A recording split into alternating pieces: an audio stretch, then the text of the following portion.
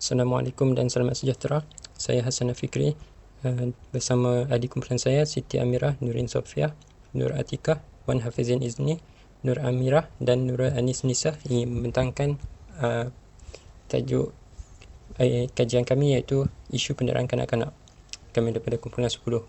Jadi, untuk pengenalannya, apa itu penderaan? Penderaan ialah perbuatan zalim terhadap kanak-kanak yang berlaku di bawah usia 18 tahun. Penderaan dalam pelbagai bentuk iaitu sama ada dalam bentuk fizikal, emosi, seksual, kecuaian dan pengabaian, iaitu eksploitasi komersial.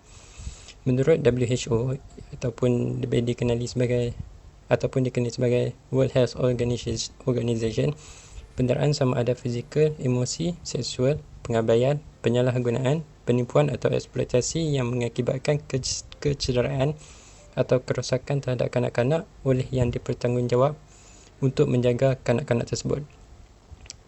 Surah Al-Bukhari, Kitab Al-Adab, Bab Rahmat Al-Walad wa Taqibbalhu wa Mu'aniqatah. Maksudnya, sesungguhnya Abu Hurairah radhiyallahu anhu Rasulullah SAW pernah mencium Al-Hasan bin Ali, sedangkan di sisi baginda Al-Aqra bin Habis Al-Tamimi sedang duduk. Lalu Al-Aqra berkata, sesungguhnya aku memiliki 10 orang anak, namun aku tidak pernah mencium mereka sekalipun. Maka Rasulullah SAW memandang ke arahnya dan bersabda, barang siapa tidak mengasihi maka ia tidak akan dikasihi. Oleh itu, Islam amat melarang pengabaian dan penderaan kanak-kanak. Menurut aspek Undang-Undang Negara Malaysia atau Kanak-Kanak 2001, satu pencabulan atau pelanggaran yang serius terhadap hak kanak-kanak untuk berkembang dalam keadaan bersihat dan bermaruah di samping menyebabkan risiko dalam kelangsungan hidup mereka. Jadi terdapat dua jenis ataupun dua kategori penderaan. Yang pertama, penderaan dari segi fizikal. Penderaan dari segi fizikal ini, kanak-kanak dicederakan secara tidak sengaja atau dipukul. Kecederaan fizikal selalunya berlaku daripada pelaku atau pengabaian ibu bapa atau penjaga. Jadi dari segi kategori yang kedua, emosi ataupun kita kenali sebagai mental, gangguan keterlaluan atau boleh dilihat pada mental dan emosi kanak-kanak melalui gangguan mental atau tingkah laku. Contohnya, keresahan, kemurungan, pengasingan diri, tingkah laku agresif dan kerencatan perkembangan. Seterusnya, penderaan seksual juga ialah penderaan kanak-kanak, iaitu individu memaksa, memperdaya atau menggugut kanak-kanak untuk memuaskan nafsu seksual mereka sendiri. Natijahnya, penderaan kanak-kanak adalah berkonsepkan perlakuan yang tidak elok dipandang atau didengar, apalagi dilakukan kerana sudah terang lagi bersuluh perlakuan itu boleh memudaratkan golongan yang terlibat, khususnya mangsa. Maka kejadian sebegini perlu dielakkan demi menjaga kesejahteraan kanak-kanak di seantero dunia agar dapat membesar dan dengan sempurna dari segi mental maupun fizikal. Sebanyak 12 faktor telah dikategorikan di bawah kategori punca daripada pendera. Hal ini termasuklah isu perbelahan keluarga yang semakin meningkat dari tahun ke tahun. Sebanyak 31,052 kes pada tahun 2017 dan meningkat pada 55 pada tahun 2019. Ini menunjukkan perbelahan keluarga isu yang serius. Masalah kewangan juga merupakan salah satu faktor berlakunya penderaan kanak-kanak, terutama dalam golongan susah. Kanak-kanak menjadi mangsa pengabaian dari segi hak asasi. Kos sara hidup yang tinggi menyebabkan golongan masyarakat yang berpendapatan rendah mengalami kesempitan hidup. Hal ini mencetuskan pergaduhan antara suami dan isteri dan anak akan menjadi mangsa. Hal ini telah ditekankan oleh Timbalan Menteri Pembangunan Wanita, Keluarga dan Masyarakat iaitu Siti Zailah Muhammad Yusof pada tahun 2020 Disember. Punca. Berdasarkan statistik yang dilaporkan oleh Jabatan Kebajikan Masyarakat JKM lagi, terdapat 5 faktor utama yang tertinggi yang dikategorikan berpunca daripada mangsa sendiri. Yang pertama, kanak-kanak itu tidak dijaga oleh ibu bapa kandungnya semasa kecil. Kanak-kanak yang merupakan anak tiri atau angkat, anak tidak sah taraf Anak terlalu hyperaktif dan mengalami kecacatan. Kanak-kanak seperti ini akan didera oleh ibu bapa kandungnya. Ini kerana terdapat hubungan yang rapuh antara ibu bapa dan anak. Kenapa dikatakan hubungan yang rapuh? Kerana anak angkat itu juga tidak mempunyai rasa kasih sayang yang mencukupi, kerana mereka hanyalah dianggap sebagai anak angkat. Selain itu, anak tidak sah taraf juga lebih kurang sama faktornya. Ini kerana mereka dilahirkan tanpa kerelaan ibu bapa. Kanak-kanak istimewa dan hyperaktif juga sering didera, akan tetapi peratusannya lebih rendah daripada faktor-faktor yang lain. Dalam surah At-Taqabun ayat 15, Allah Subhanahu Wa Taala telah berfirman yang bermaksud, sesungguhnya hartamu dan anak-anakmu hanyalah ujian bagimu. Punca penderaan adalah daripada pendera itu sendiri. Kecintaan kepada anak-anak hanyalah cubaan dan ujian terbesar. Seterusnya adalah nilai. Isu penderaan kanak-kanak turut memperlihatkan bahawa pelbagai nilai dan pengajaran yang perlu diambil iktibar oleh semua pihak. Antara nilai yang dipilih ialah melindungi hak kanak-kanak. Kanak-kanak merupakan aset negara kerana mereka merupakan penentu masa hadapan. Dengan tergubalnya Akta Perlindungan Kanak-kanak oleh kerajaan, proses menjaga dan melindungi hak kanak-kanak dapat dipermudahkan. Semua pihak bertanggungjawab dan lebih peka untuk melindungi hak kanak-kanak yang tidak berdosa dan lemah ini. Nilai yang perlu ada pada setiap individu ialah kesedaran sivik. Kesedaran sivik yang dimaksudkan ialah memahami sebarang bentuk penderaan dan pengabaian terhadap kanak-kanak supaya dapat mengelakkan diri daripada terjerumus dalam kancah perbuatan keji. Ilmu pengetahuan juga amat penting, terutamanya terhadap undang-undang dan kemahiran dalam mahkamah bagi kekal selamat dan berjaga-jaga supaya tidak melakukan aktiviti yang menyalahi undang-undang seperti penderaan kanak-kanak. Penderaan akan menjadi pengalaman yang amat menyakitkan terhadap mangsa serta berhasil membuka mata dunia tentang keseriusan masalah ini. Hal ini kerana ia membuka mata semua pihak untuk sentiasa berfikiran rasional serta menggabungkan pelbagai bidang pengetahuan dan kemahiran secara spesifik supaya masalah ini dapat dibendung.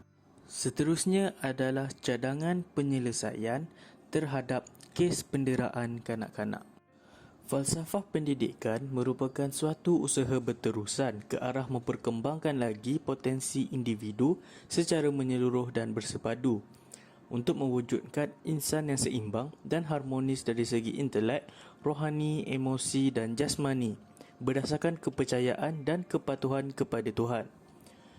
Usaha ini adalah bagi melahirkan rakyat Malaysia yang berilmu pengetahuan, berketerampilan, berakhlak mulia, bertanggungjawab dan berkeupayaan mencapai kesejahteraan diri serta memberi sumbangan terhadap keharmonian dan kemakmuran keluarga, masyarakat dan negara. Maka, penerapan falsafah pendidikan dapat membantu membendung masalah gejala penderaan kanak-kanak secara amnya. Kemahiran guru yang menjadi tenaga pengajar dalam membuat penilaian terhadap kanak-kanak yang didera dan dianiaya adalah amat penting bagi menangani masalah tersebut dengan lebih berkesan. Guru-guru yang berkemahiran kerja sosial dapat menjalankan tugas ini dengan baik dan teratur kerana mereka telah memperoleh pengetahuan dan kemahiran dalam mengendalikan kes-kes yang berkaitan dengan masalah sosial. Di Amerika Syarikat telah mendapati bahawa guru-guru mencatatkan kadar tertinggi tidak melaporkan kes penderaan dan penganiayaan kanak-kanak kepada pihak berkuasa. Hal ini kerana kurangnya pengetahuan mereka mengenai isu ini. Guru-guru di sekolah mempunyai tahap pengetahuan dan kemahiran rendah dalam menilai kes penderaan dan pengabaian kanak-kanak di sekolah. Sekumpulan guru dan kaki tangan sekolah perlu mengikuti kursus latihan kerja sosial supaya dapat meningkatkan pengetahuan dan sikap bertanggungjawab untuk melaporkan kes yang berkaitan dengan penderaan kanak-kanak. Latihan dan pendedahan yang merangkumi falsafah pendidikan dan bersesuaian dengan isu penderaan kanak-kanak amat penting. Setiap sekolah harus melantik pekerja sosial sekolah yang berkemahiran dalam membantu menangani masalah sosial di sekolah yang semakin rumit ini, serta boleh melatih guru-guru, kaki tangan dan pentadbir sekolah dalam mengenal pasti pelbagai bentuk penderaan dan penganiayaan kanak-kanak. Prosedur melaporkan kes penderaan dan menerangkan akan tanggungjawab undang-undang dalam melaporkan kes penderaan kanak-kanak. Setiap sekolah menengah telah pun mempunyai seorang guru kaunseling atau kaunselor di sekolah dan ditugaskan untuk membantu dan membimbing pelajar menangani isu dan permasalahan yang dihadapi, sama ada isu akademik maupun isu yang bersifat peribadi. Peranan kaunselor sekolah amatlah penting dalam membantu perkembangan psikologi pelajar secara sihat. Kaunselor sekolah lebih bertanggungjawab membantu pelajar secara amalan bimbingan dan kaunseling, terikat dengan etika sebagai seorang kaunselor dan kod amalan yang agak terhad kepada peranan di bilik kaunseling dan sekolah. Kaunselor sekolah tidak boleh bertindak sendirian tanpa melalui sekolah demi menjaga kebajikan kaunselor sekolah sekiranya timbul sesuatu isu. Penerapan nilai-nilai murni dalam menangani gejala penderaan kanak-kanak secara khusus tidak terhad kepada mata pelajaran pendidikan Islam, pendidikan moral serta pendidikan sivik dan kewarganegaraan, malah diterapkan melalui semua mata pelajaran yang diajar di sekolah, melalui aktiviti-aktiviti harian dan kegiatan core kurikulum.